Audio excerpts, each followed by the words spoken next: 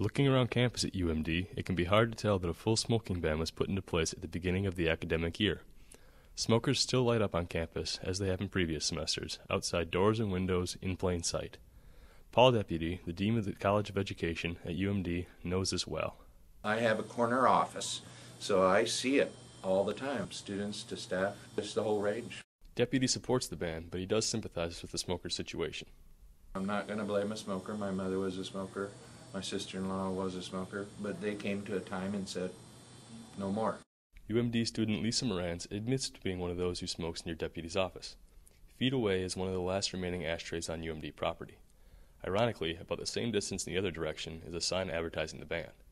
Despite having broken the ban on many occasions, she thinks that overall it's a good idea.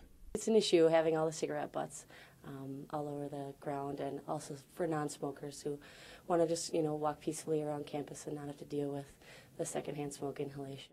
Morans would support the creation of 1 or 2 designated smoking areas on campus. She believes that such areas would cut down on the amount of cigarette butts that have accumulated due to the removal of ashtrays. One reason why the ban isn't followed by some could be due to lack of enforcement. It is not a violation of any law or ordinance to smoke on campus, so the UMD police cannot write citations for it. Technically, the ban is community enforced, meaning that anyone can turn anyone else in, so long as you have their student ID number. According to Kathy Skelton, who is in charge of student discipline on campus, it is often impossible to follow up on complaints about smoking because it is difficult to identify rule breakers. She says that she has officially charged one person for breaking the rule, and that student got off with a verbal warning.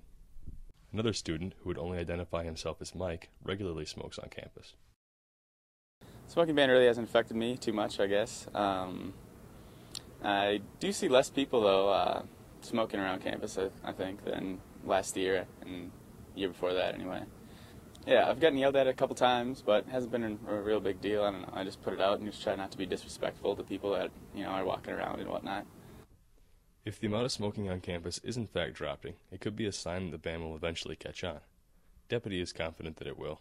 I think there'll be an attrition rate. More and more people will follow the smoking ban, and eventually we'll have a smoke-free campus. From UMD, this is Alexander Reese.